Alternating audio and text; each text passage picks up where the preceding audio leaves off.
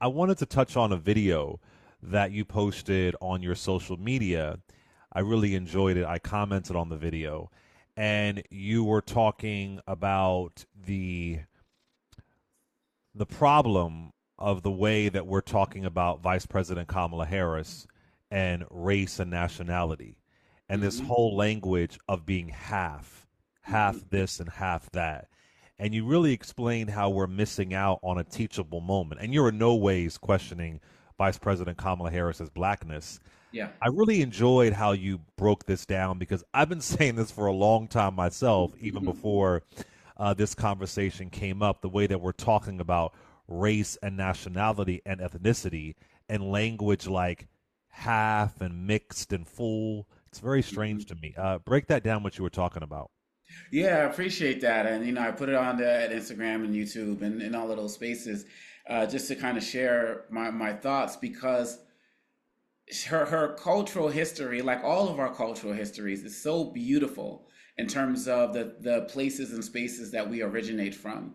And I was saying that to call her half black and half Asian or half black and half Indian, it doesn't make sense because you're saying that somebody is half a race and half a nationality, and that is wrong. And if you want to add, as I said in the video, if you want to add a religion into it, it's like if I someone's saying somebody is half British and half Muslim, like it doesn't make sense. But the problem I point out in the post is that we don't know how to talk about race in America. We don't know how to talk about the intricacies of race, ethnicity, and nationality. And because we do such a poor job and we want to brush everything under the table, because we're so quick to just say that this person is this and this person is that, and we want to say that we are beyond these things, we lose real moments. But the problem is, Clay, is that we have a history of decisions that have been made about people and their ethnicities, from one drop rules to these, ridiculous terms like mulatto and disrespectful terms like that. And so I believe Vice Quadroon, President Harris's octoroon. you know what I'm saying? I believe Vice President Harris's culture can be used as an opportunity for us to say, let's revisit how we talk about race. Let's revisit how we talk about nationality. Kamala Harris is a black American woman of Indian and Jamaican heritage. Different type of conversation, but we're not ready for that yet. And that's what I talk about in the video. Well, just like I believe Trump is a white American with, I Mm-hmm. believe, German and Irish ancestry. Mm-hmm. That's not anything groundbreaking. Yeah. I mean, how many of us have met white people, especially, who list their nationalities like it's a Mm-hmm. racial identity, That's from right. saying they're Native American, French, Swedish? At one point, Donald Trump was allegedly saying that he was Swedish Wow. because he was afraid that he wouldn't be able to rent to Jewish folks, saying that he Mm. was German. I mean, this Wow. is somebody who, I believe that's in the art of the deal, allegedly was explicitly lying. But one of the things that I liked how you pointed out in that video, and this is important for all of us to understand, the language of being half and mixed is just so strange to me Mm-hmm. because it turns into this weird blood quantum of race, Yes. which Yes. is rooted, that's right in the soil of white supremacy. That Mm-hmm. I'm going to weigh your racial identity. I'm going to chop up how much degrees and percentages of Mm-hmm. blackness that you are. That's right. Because by looking at somebody, you may not know their ancestry background. You may not know if both their parents are black. I think Mm-hmm. for me, the question has always been, are you or are you not living life like a white person? Right. You know, when Right. you think about Dante Wright, the young man in Minnesota who was shot Mm-hmm. and killed by a Mm-hmm. police officer named Kim Potter. Mm-hmm. He has a white mother, but when Mm-hmm. she shot him, she didn't say, "Hold up, let me find out what your two parents look like," That's right. right? That's right. But I never liked the term mixed because you mix a can of paint or a dog. Mm-hmm. You don't mix a human being. Mm-hmm. And if you believe someone is mixed, then you must believe it's possible for someone to be quote unquote pure. That's right. And this idea of racial purity is a very dangerous concept. That's right. And It's you know, rooted. Clay, we play into it beyond just these terms. Look at the language we use in our communities. Oh, that person got good hair, fair skin. Right. That's part of that racial measuring because good hair is closer to white hair. Fair skin is Right. light skin. And so, like, we play into that with our, in my book, Lies About Black People, I have a whole chapter just about our racial vocabulary. And I think everybody Right. listening needs to revisit their racial vocabulary to see if the words you're doing are appropriate, you're using are appropriate, or if, like you're saying, Clay, represent some type of hierarchy on the white supremacy scale. Yeah, and then to your point is that we're talking about race, nationality, and ethnicity as if they are the same. And yo, I cannot stand the social construction of race. Yes. It's a social construction. I despise it, but nonetheless, it has real implications. Mm-hmm. Race impacts us for our census, for how money is allocated, public schools, everything. Mm-hmm. So it has real impacts. But if you want to try to do the work to dismantle these things, then you have to know what they mean. And you Exactly. have to know that Indian, being born in India, is not a race. Mm-hmm. Being born in Jamaica is not a race. Being Mm-hmm. born in Italy is not a race. Those are nationalities. Yep. Do you know? I'll never forget when I went to the Dominican Republic with a friend of mine who was Dominican, and she was born in America, though. And when we Mm-hmm. were in DR, they were telling her, "You ain't Dominican. Yeah. If you weren't born here, you ain't Dominican." Mm-hmm. And I was like, Mm-hmm. "Oh, I didn't know we had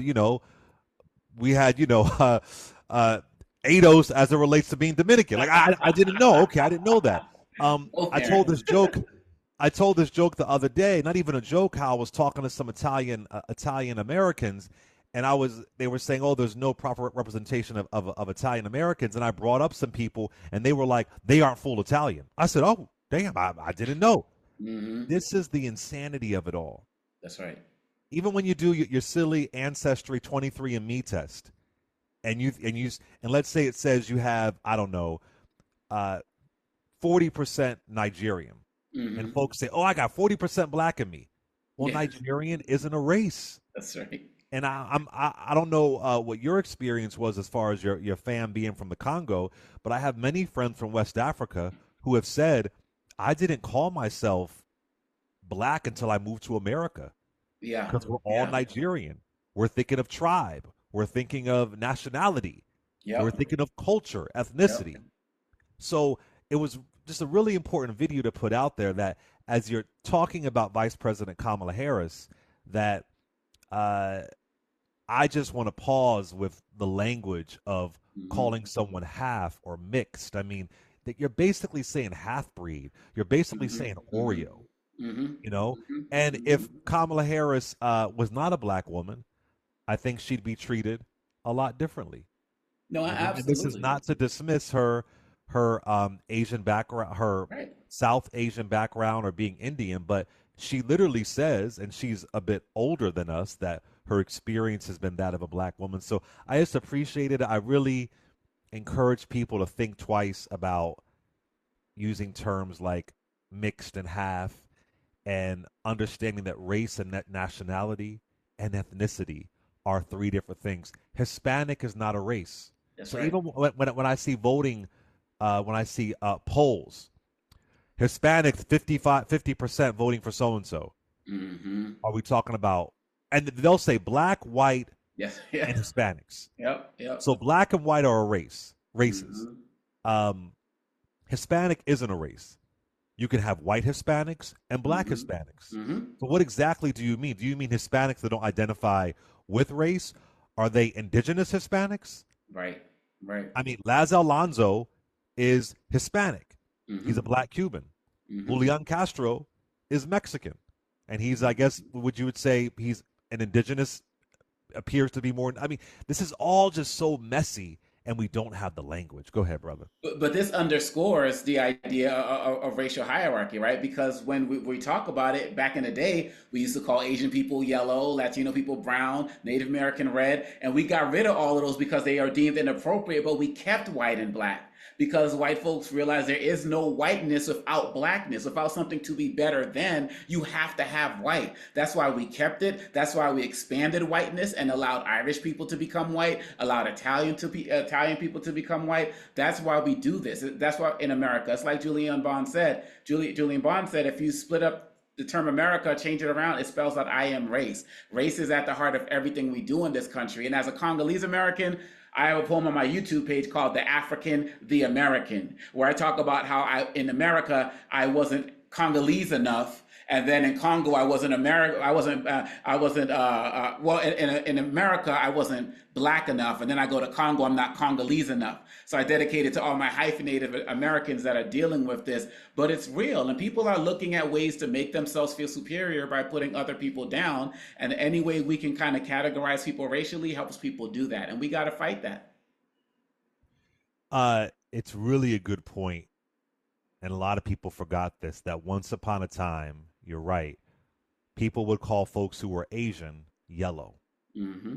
Even in the Bruce Springsteen song "Born in the USA," he Mm. said, "Sent me off to a foreign land to kill the yellow man." That Tell it. song comes out in what, 1980? Uh, Mm-hmm. they called Indians red, meaning Native Americans. The Mm-hmm. idea that they were red skin, Yep.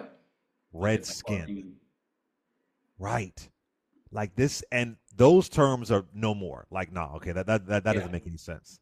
Now, with for Black Americans, you know, we don't really have a I guess for Asians, and that's an entire continent, which doesn't make a lot of whatever. It's all Mm-hmm. just a freaking mess. And when Yep. you look at Koreans and Japanese, they're not all on the same page. That's right. You know what I'm saying? Like That's they have right. their own conflict as well. So I really appreciated that video, and I know we're still trying to understand these things.